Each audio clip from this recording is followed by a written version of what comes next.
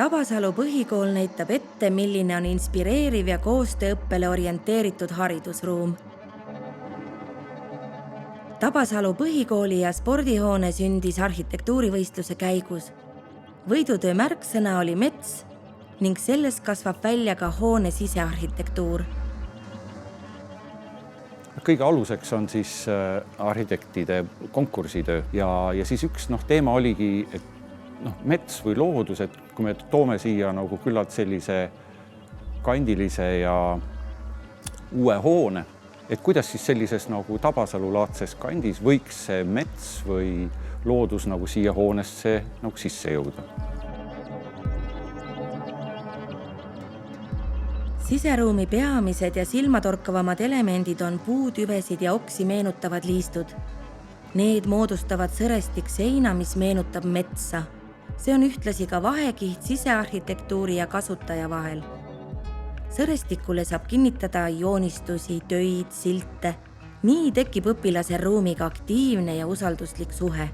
Mis ma ise nagu tunnetan, mis on sellise algklassi või ka lasteaia või ka näiteks laste huvihariduse puhul, on see just, et sa tahaks, et ta saaks seda ruumi hästi vabalt kasutada.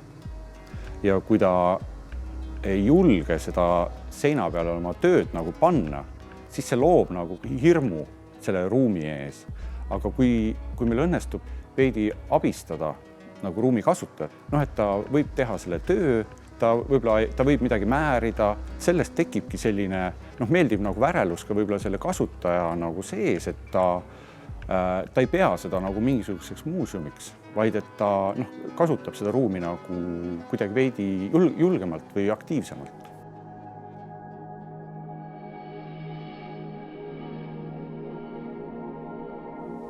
Kogu selle hoone selline värvi ja materjali kombinatsioon, mul endal on tunne, et ta lähtus nagu sellest arhitektuuritööst, mis on väljast ka nagu hallikas ja kollane. Ja see, et ta nagu esile pääseks, siis ta võib-olla tahab ka natuke sellist rahulikumat nagu tausta enda ümber. Et seetõttu see võib-olla sai ka selline natuke maagiline hall talle nagu sõbraks, mis lubaks siis omakorda sellel kollasel selle võrra nagu paremini nagu esile tõusta. Aga halli taustal paratamatult kõik värvid hakkavad kuidagi veidi maagilisemalt nagu mõjuma, kui näiteks ta mõjuks nagu valge taustal. Arhitektuurivõistluse lähteülesanne nõudis, et hoones peab saama kasutada uudseid õppemeetodeid. Õppimine ja koolis käimine on sotsiaalsed tegevused ning kooliruum peab seda toetama. Et selle hoone eripära on see, et ta koosneb võib-olla Eestis natuke tavapäratult sellisest pesadele üles ehitatud haridussüsteemist, kus siis klass on praktiliselt kogu oma põhikooli osa vältel nagu ühes klassiruumis. Ja klassiruumid on siis omakorda 3 kaupa ühendatud nagu erinevateks pesadeks, kus on neil siis ühine nagu mänguruum. Hetkel me viibimegi ühest nendest pesade puhkealadest.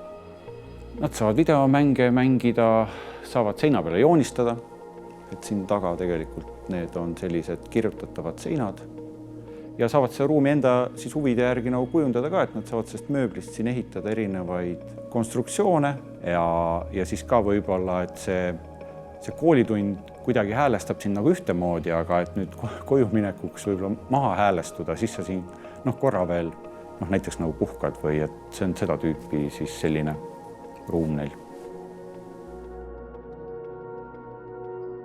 Moodsas koolimajas peab olema ka argipäevaseid kokkusaamise kohti. Peab olema süda, millest kõik alguse saab. Keskne aatrium, raamatukogu, söökla on need paigad, kus õpitakse üksteist tundma ning suhtlema. Seal tekib ühtekuuluvustunne, mida varasemalt loodud koolimajade ruum ei soosinud. Ma hakkan nüüd meenutama, et milline on siis see ajalooline koolihoone. Mina olen pärit Lasnamäe tüüpsest koolimajast. Ja milline see koolihoone oli, et mingis mõttes võiks öelda, et ka meil oli pesade süsteem. Aga et kuhu sealt pesast nagu minna? Pesast sai minna garderoobi ja pesast sai minna sööklasse. Sai minna ka võib-olla mõnda õppeklassi. Aga selline nagu laste kogunemise ruum, mis oli näiteks aula, võib-olla ka spordisaal, nad ei olnud nagu avalikus nagu kasutuses. ja ega sealt nagu eriti sa ei julgenud sealt nina nagu välja pista. Nagu tänapäeva moodsate haridusruumide üks selliseid elemente või ka soove või unistusi ongi see, et ikkagist, et see laps tunneb, et see koolimaja on see on sul nagu selline koht, kus sa tahad olla ja kus sa saad käia, et sa julged seal käia ja tunned end turvaliselt, mis on üks teema, aga et sul on seal ka midagi teha või sul on kusagil nagu olla. Kool on koht, kus laps veedab suure osa oma päevast ja nädalast. Igal kooliruumi loojal lasub vastutus teha kool selliseks, kuhu laps ja õpetaja hommikuti hea meelega tulla tahaks. Ma alati olen uskunud arhitektuuri ja sisearhitektuuri sellisesse, kuidas ma ütlen, et see on väga oluline asi olnud minu arust. Aga nüüd, kus valmivad need uued nagu gümnaasiumihooned, ma kuidagi väga tunnen, et see betoon päriselt toob lapsed kooli või ta loob sellised keskkonnad, kus lapsed tahavad olla.